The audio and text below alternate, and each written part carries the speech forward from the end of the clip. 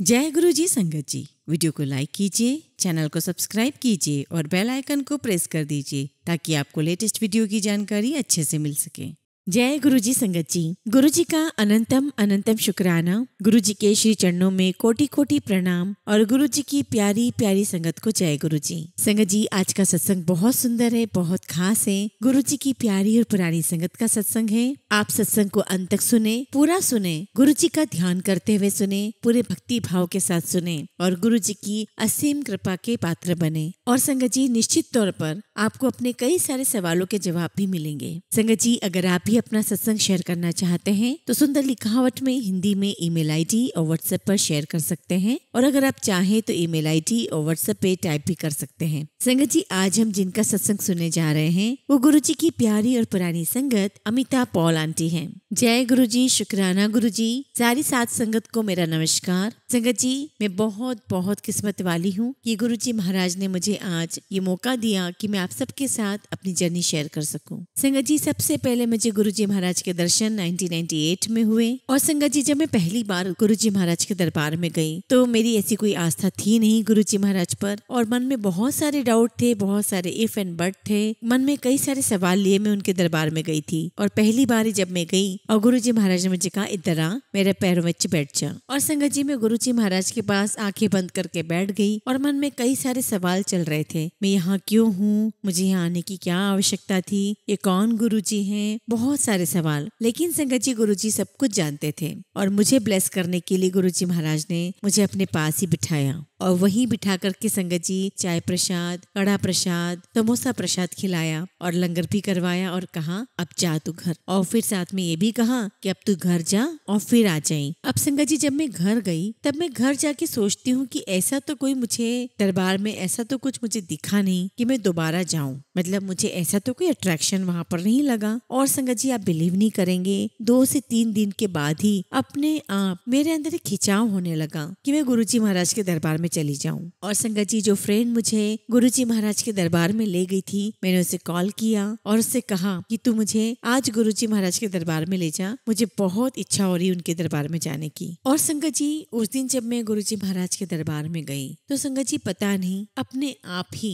गुरु जी महाराज में मेरी आस्था जाग चुकी थी। ये कैसे हुआ ये मैं नहीं जानती। और संगत जी, वहीं दरबार में और भी जो संगत थे वो अपने सत्संग शेयर कर रहे थे, अपने एक्सपीरियंसेस शेयर कर रहे थे, और वहीं दूसरी ओर मेरे मन में गुरु जी महाराज के प्रति जो आस्था का दीप है वो जल उठा था। और संगत जी, मैं मन में सोच रही हूँ कि गुरु जी सब कुछ जानते हैं और वो मुझे अपनी तरफ खींच रहे हैं, और मेरे मन में क्या इफ एंड बट्स चल रहे हैं ये भी गुरु जी महाराज जानते हैं। और संगत जी, जो आस्था मेरे मन में जगी उसकी वजह से मैं हफ्ते में 1 बार 2 बार मैंने गुरु जी महाराज के दरबार में जाना शुरू कर दिया। संगत जी, जिस समय मैं गुरु जी महाराज के दरबार में जाया करती थी तब मैं दूरदर्शन में एडिशनल डायरेक्टर जनरल की पोस्ट पर थी। संगत जी, काफी स्ट्रेसफुल जॉब थी मेरी, बहुत रिस्पॉन्सिबिलिटीज थी। और संगत जी, मेरे हस्बैंड भी पोस्टेड थे IGP इन अरुणाचल। लेकिन संगत जी, जब भी मैं गुरु जी महाराज के पास दरबार में बैठती थी मेरी सारी परेशानियां कहाँ चली जाती मुझे पता ही नहीं था। मुझे ना ऑफिस की टेंशन होती थी, ना मुझे घर की चिंता सताती थी, ना किसी भी प्रकार की चिंता मुझे सताती थी। इवन मुझे मेरे हेल्थ की भी चिंता नहीं होती थी। ऐसा लगता था कि बस गुरु जी महाराज के दरबार में आकर मैं सब कुछ भूल जाती थी।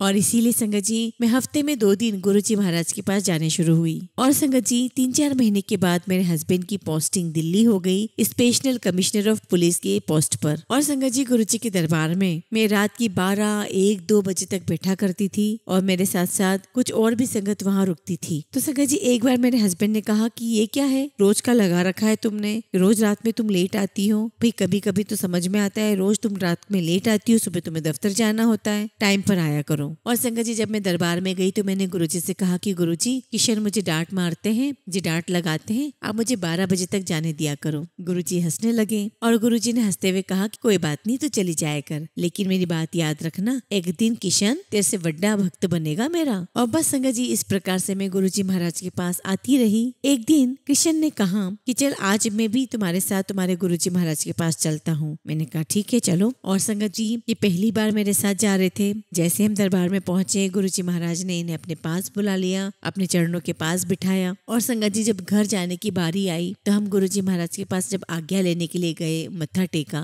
तो गुरुजी महाराज ने मेरे अंकल के सिर पे हाथ फेरते हुए कहा कि चल आंटी इन्हें ब्लेस करते हैं। मैंने कहा जय गुरुजी, शुक्राना गुरुजी। और गुरुजी ने कहा कि ये पुलिस कमिश्नर भी बनेगा और उसके बाद गवर्नर भी बनेगा। और मैंने कहा गुरुजी जैसे आपकी मर्जी। और संगत जी ये लगभग अर्ली 1998 की बात है। और संगत जी फिर 2004 में किशन कमिश्नर बने, फिर यूपीएससी के मेंबर बने और 5 साल संगत जी मेरे हस्बैंड गवर्नर रहे। और फाइनली संगत जी मेरे हस्बैंड 2018 में जाके रिटायर हुए। और संगत जी करीब 2000 के आसपास गुरुजी महाराज ने मुझे कहना शुरू किया कि तू नौकरी छੱਡ दे। मैंने कहा गुरुजी मैं ऐसे कैसे नौकरी छोड़ दूं? तो गुरुजी कहते कि मैं कह रही हूं तो नौकरी छੱਡ दे। और संगत जी मेरे कलीग्स भी मुझे मना करने लगे कि नहीं अभी मत छोड़ो नौकरी। मेरे हस्बैंड, मेरे बच्चे, मेरे फैमिली मेंबर्स, हर कोई मुझे नौकरी छोड़ने के लिए मना कर रहा था, लेकिन गुरुजी मुझे इंसिस्ट कर रहे थे कि मैं नौकरी छोड़ दूं। और फिर संगत जी मैंने डिसाइड किया कि जो चाहे घर वाले सोचते रहें, लेकिन गुरुजी महाराज ने कहा है नौकरी छੱਡ दे तो मैं नौकरी छोड़ दूंगी। मैं ऑफिस गई, 3-4 लाइन में मैंने अपनी एप्लीकेशन में रिजाइन किया और मैं नोटिस पीरियड सर्व करने लगी 3 महीने का। और संगत जी दिसंबर में मैंने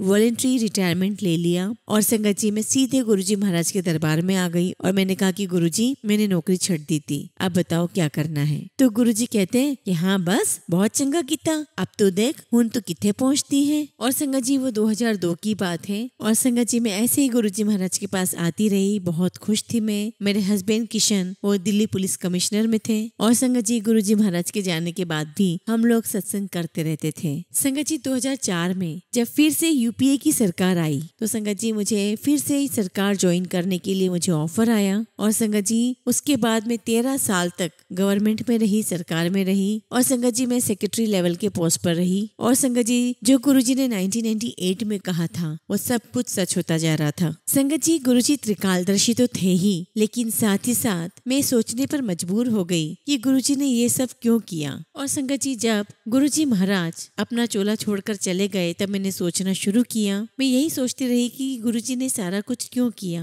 तो संगत जी मुझे समझ में आने लगा कि ये सब कुछ आने वाले कल की तैयारी थी। ये तैयारी थी संगत जी कि आने वाली जो हमें मंजिल मिलने वाली थी उस सब की तैयारी थी। और संगत जी ये तैयारी थी गुरुजी महाराज को समझने के लिए कि किस प्रकार से गुरुजी एक अवतारी पुरुष थे। और संगत जी कुछ महीने पहले ही मुझे ख्याल आया कि जब भी मैं गुरुजी के दरबार जाया करती थी तो मुझे वहाँ पर भोलेनाथ का एक बाल रूप दिखा करता था। और आप भोलेनाथ के बाल रूप को हर जगह नहीं देख सकते। और संगत जी मैं अक्सर सोचा करती थी कि गुरुजी के यहाँ पर शिव जी का बाल रूप में दर्शन क्यों हो रहे हैं, वो बाल रूप में क्यों है। संगत जी जब भद्रकाली ने अवतार लिया तो उन्हें शांत करने के लिए शिव जी ने बाल रूप धारण किया था। और संगत जी बाल रूप इसलिए भी धारण किया कि एक वायलेंस स्टेट है जिसको शांत करने के लिए बहुत प्यार, बहुत सिंपैथी, बहुत भोलेपन की जरूरत है। इसलिए भोलेनाथ ने बाल रूप धारण किया। उस ममता की भावना को जगाने के लिए, उस प्यार, उस इनोसेंसी को जगाने के लिए भगवान ने बाल रूप धारण किया था।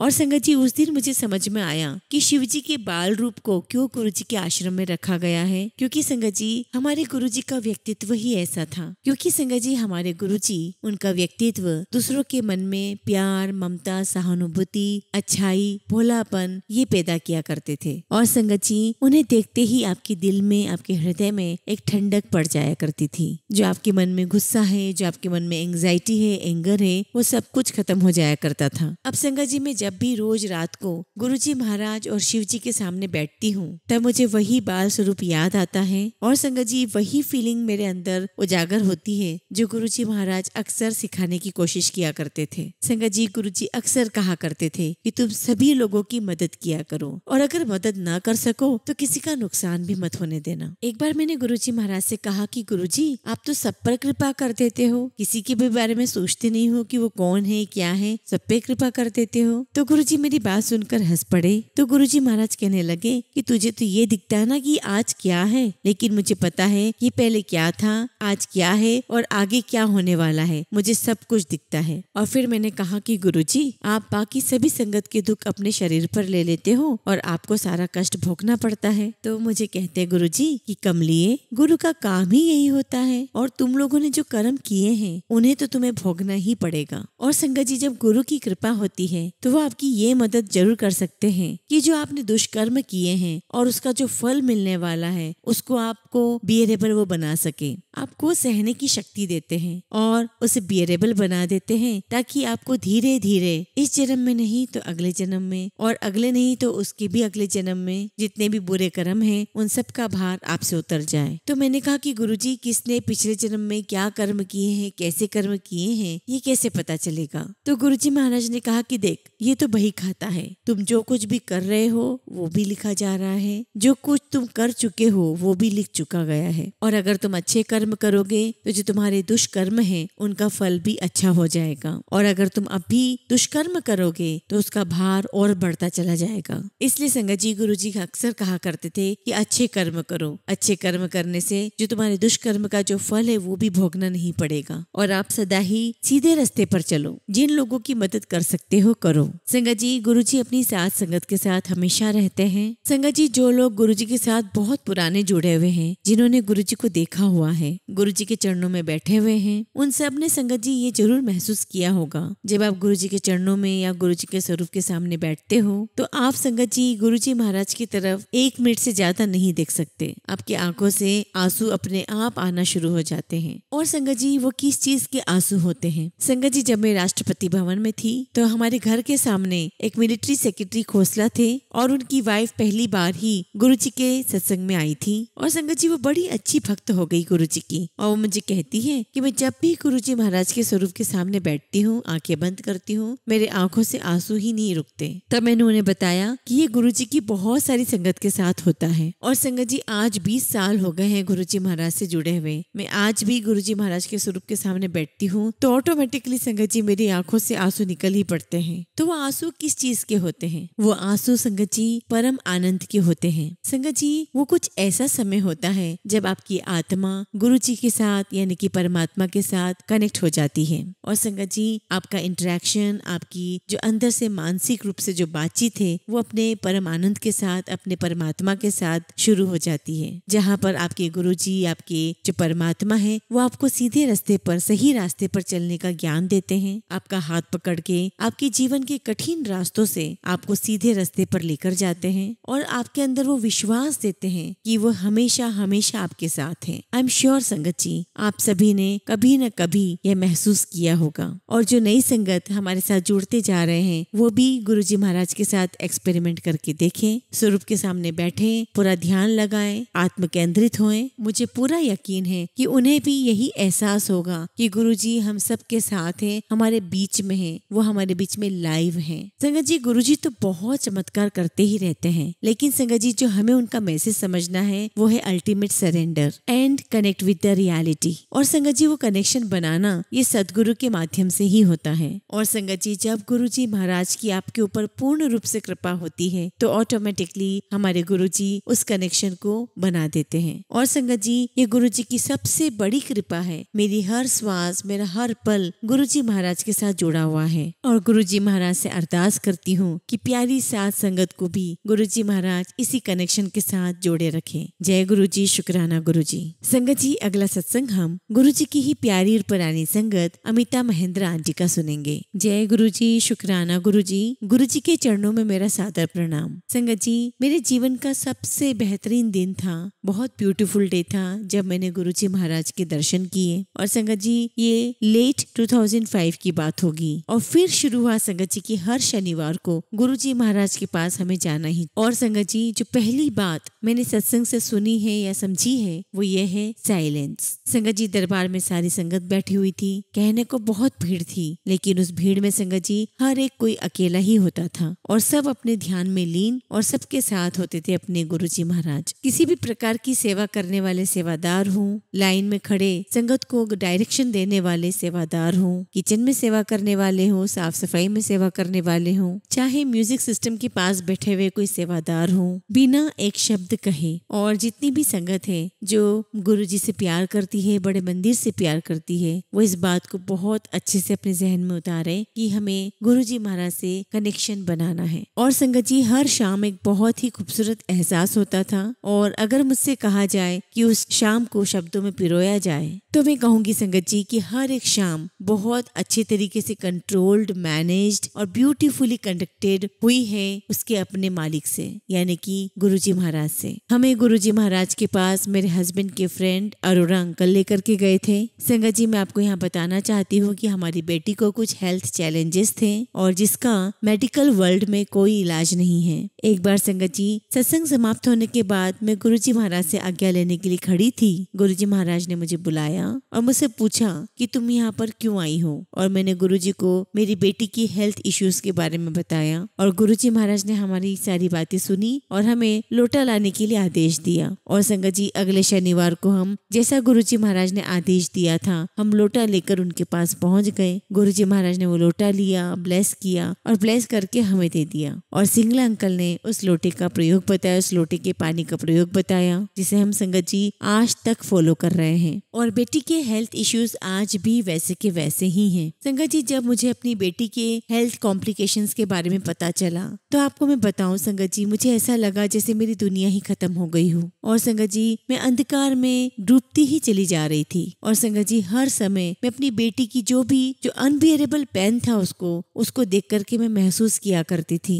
और फिर संगत जी, गुरुजी महाराज की कृपा हुई और उन्होंने हमें अपने पास बुलाया। और संगत जी, गुरुजी महाराज के पास आकर के जो मैंने अनमोल चीज पाई वो था विश्वास। और जैसे जैसे दिन बीतते चले गए, समय बढ़ता चला गया, ये विश्वास और गहरा होता चला गया। और संगत जी, ये सिर्फ और सिर्फ संभव है उनके आशीर्वाद से। और संगत जी, जो गुरुजी महाराज ने मुझे सबसे बड़ी ब्लेसिंग दी है वो है मेरा उनके अंदर फेथ, वो भी स्ट्रॉन्ग फेथ। और संगत जी, गुरुजी ने समय समय पर संगत के थ्रू हमें समझाया कि करन करावन आपे आप, मानुष के कुछ ना ही हाथ। और संगत जी, जो कुछ भी हमें मिला है वो गुरुजी महाराज के आशीर्वाद से ही मिला है, और आपको भी जो कुछ मिला है वो उन्हीं के आशीर्वाद से मिला है। तो संगत जी, सब कुछ गुरुजी महाराज के श्री चरणों में अर्पित करते हैं। संगत जी, जब गुरुजी महाराज ने अपना फिजिकल फॉर्म त्याग दिया तो मेरी आंखें हर पल उन्हें मंदिर में ढूंढती रही। और संगत जी, समय समय पर गुरुजी महाराज अपनी संगत के बीच में मौजूद होते थे, उन्हें छूते थे, उन्हें आशीर्वाद देते थे। संगत जी, सभी लोग गुरुजी के मिरेकल्स की बात करते हैं, और गुरुजी के मिरेकल्स अनंत हैं, असंख्य हैं। संगत जी, मेरे जीवन में ये मिरेकल तब हुआ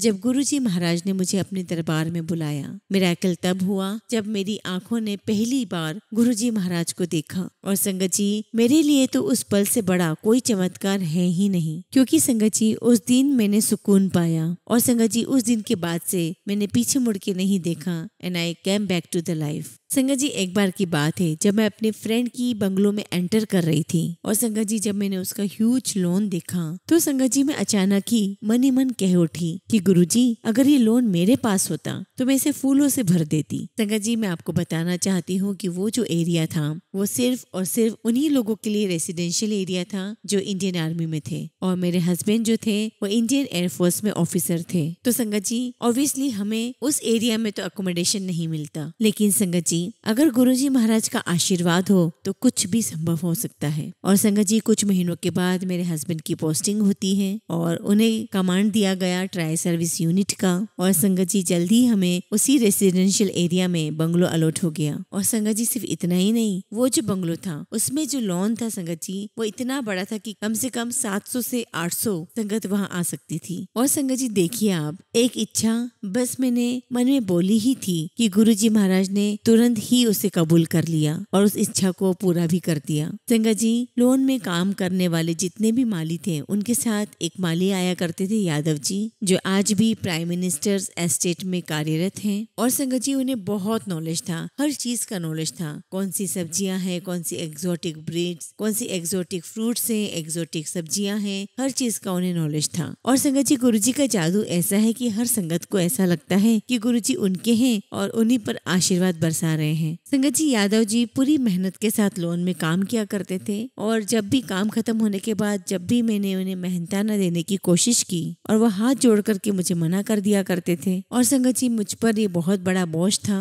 मैं चाहती थी कि मैं उनके लिए कुछ करूं और संगत जी, मुझसे जो कुछ भी बन पाता वो सब मैंने उनको देने की कोशिश की, लेकिन एट द एंड वो मुझे फिर से रिफ्यूज ही कर देते थे। संगत जी, हमें नहीं पता कि गुरुजी ने उन्हें किस कारण से हमारे पास भेजा है। और संगत जी, समय बीतता चला गया और उन्हें गुरुजी महाराज की बहुत सारी ब्लेसिंग्स मिली। और संगत जी, जब भी वो गुरुजी का नाम लेते हैं उनकी आवाज में असीम प्रेम और पूरी तरीके से श्रद्धा के दर्शन होते हैं। गुरुजी ने उनकी डॉटर को ब्लेस किया। उन्होंने मुझे बताया कि उनकी 16 साल की बेटी सर गंगाराम हॉस्पिटल में एडमिट है और उन्होंने बताया कि उसके यूट्रस में ट्यूमर है। वो बहुत ज्यादा परेशान थे। और फिर संगत जी, उन्होंने मुझे बताया कि डॉक्टर ने उन्हें जवाब दिया है कि कोई और रास्ता नहीं है सिवाय इसके कि बिटिया का यूट्रस निकालना पड़ेगा। और फिर संगत जी, वो कहने लगे कि कौन मेरी बेटी से शादी करेगा। और संगत जी, हम सभी को गुरुजी का नाम लेते ही सभी समस्याओं का हल मिलता है। और संगत जी, इसी विश्वास के साथ मैंने यादव जी को कहा कि आप बड़े मंदिर जाइए, मत्था टेके और जल प्रसाद चाय प्रसाद लेकर आए। और संगत जी, उन्होंने वही किया। और संगत जी, कुछ दिनों के बाद जब मैं उनसे मिली तो वो मुझे कहते हैं कि जब डॉक्टर मेरी बेटी को ऑपरेशन थिएटर के लिए ले जा रहे थे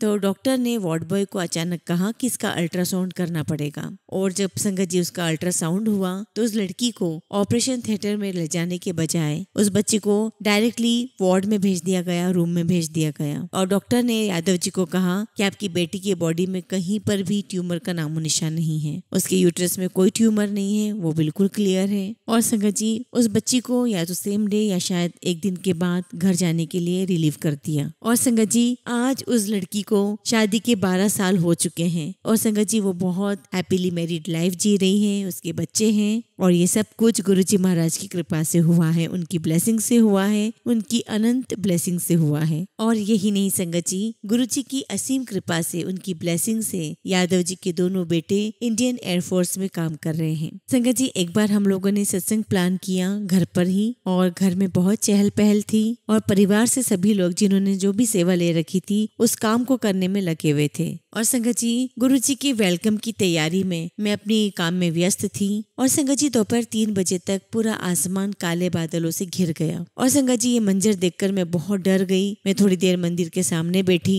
और मैंने अपनी बात गुरुजी महाराज से कही और फिर संगत जी मैं उठकर तैयारी में लग गई। और संगत जी, बीच बीच में मेरे हस्बैंड बोलते रहे कि हम घर में ही कुछ ऑल्टरनेट अरेंजमेंट कर लेते हैं। संगत जी, दिल्ली एनसीआर में बहुत तेज मूसलाधार बारिश हो रही थी और ऐसे में संगत जी, मुझे एक बहुत ही प्यारी संगत का एक एडवाइस याद आ गया। उन्होंने मुझे कहा था कि जब आप गुरुजी महाराज का नाम याद करके, उन्हें याद करके जब कदम आगे बढ़ा लो तो पीछे की चिंता नहीं करनी चाहिए, पीछे मुड़कर नहीं देखना चाहिए। और संगत जी, मैं इसी विश्वास पर अडिग रही। और संगत जी, 6 बजे तक बूंदाबांदी हुई और उसके बाद इतना सुहाना मौसम हो गया कि सभी संगत वहाँ लोन में आकर के एंजॉय करने लगे। और संगत जी, तब मुझे एक संगत का बिल्कुल मिलता जुलता एक एक्सपीरियंस याद आया जिन्हें गुरुजी ने कहा था महापुरुषों के आने से पहले बारिश आती है। संगत जी, गुरुजी की प्रेजेंस, उनकी खुशबू हम सबके चेहरों पर बहुत अच्छी, बहुत प्यारी मुस्कान ले आती है। और संगत जी, मैंने बहुत बार इसे एक्सपीरियंस किया है और ऐसे कई सारे संगत जी मेरे साथ एक्सपीरियंसेस हुए हैं। अभी फिलहाल मैं अपनी वाणी को विराम देती हूँ। गुरुजी महाराज से अरदास करती हूँ कि उनकी कृपा